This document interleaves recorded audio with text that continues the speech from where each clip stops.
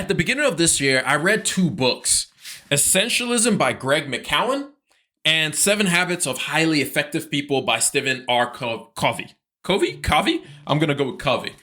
And in these two books, there was an idea that really stood out to me. In Essentialism, at the beginning of this year, I shared a quote from this book that was, you can do anything, but you can't do everything. And in this book, one of the habits is keeping the first things first. There's a common idea in our society of you can do anything you want. You can do everything. There's an idea in our society and the idea that we tell ourselves that I just need to do more. The way I get ahead, the way I get things done is by doing more and more and more and more. The way I progress is by doing more.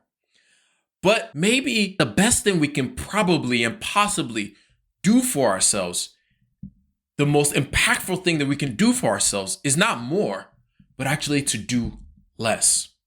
I was listening to a podcast by a guy named Scott Galloway, Prof G. He has a podcast. It's really good. And he has this segment called The Algebra of Happiness. And he talked about how he's doing an emotional audit as he closes out the year to see what are things that he's been doing that maybe he needs to give up on doing. What are some substances he's been taking that maybe he needs to stop taking them?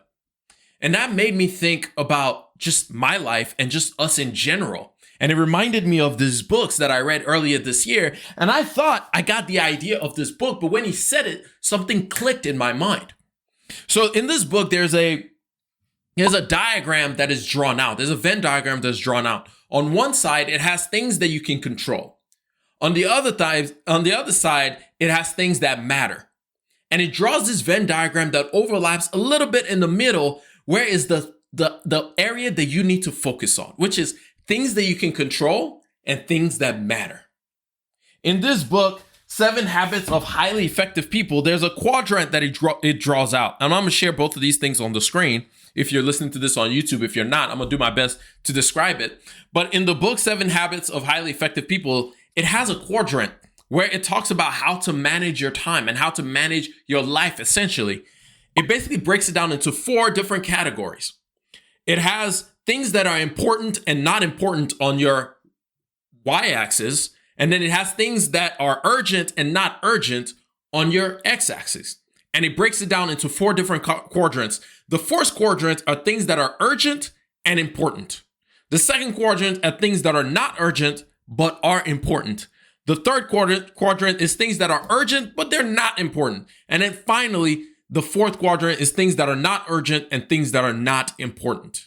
And it gives a few examples of these. It says that in quadrant number 1, activities are like crisis activities. These are pressing problems. These are deadline-driven projects.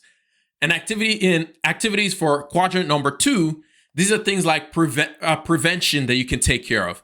PC or personal relationship activities, relationship building, recognizing new opportunities, planning, recreation. Some of these things may not feel that urgent, but they're important. And then in activities that are urgent but not important, quadrant number 3, these are interruptions. Some phone calls that aren't that big, not important, but they just fill up your time. Emails that you can get every once in a while. Reports that you have to fill out that don't really mean much. And then finally, in the fourth quadrant, these are all the busy work. These are things that are trivial, won't matter in the long run, but you have to still get them done.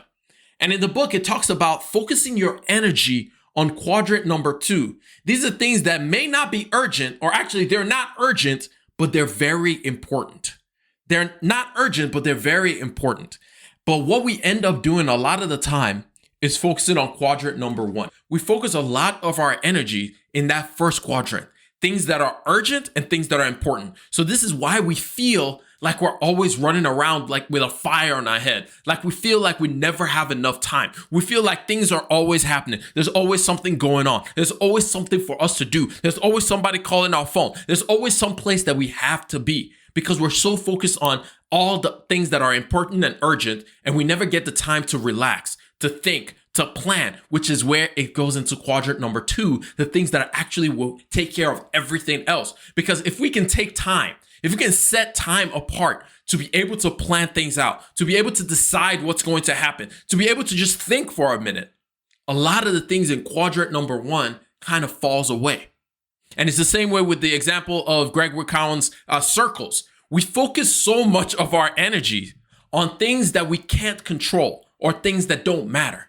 We focus so much of our energy on everything else that could possibly play a role. It's what that person thinks or what's going on in the economy or this and those things that matter, but we have zero control on them. And we spend not enough time on handling the things that do matter. So why am I talking about all these things? As the year is coming to an end, I want us to take some time to really do a review of the year.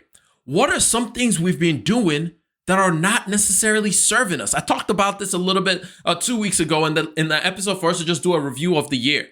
But one thing I really want us to do is to take some time to sit down and think through how are the various things that I do on a daily basis, how is that serving me? How is that rewarding me? Is that pushing me towards the goals that I want to reach, or is that holding me back? And when I say do a review, I'm talking about do a review of everything. Everything from the foods that I eat. Is it actually helping me or is it hurting me? Because at one point in your lifetime, maybe in your 20s and you were younger, you could eat these foods and get away with it. But now you're in your mid 30s and then that is starting to show on your body that you can't be eating like that anymore. Or maybe you're the type of person who loves to work out and you do these long taxing workouts on your body and your body's like, bro, I can't keep taking on this amount of punishment. Maybe you need to review how you're working out. Do you need to change some things up in the process of working out? Because even doing something good can turn out to be something bad for you. And then also in our relationships.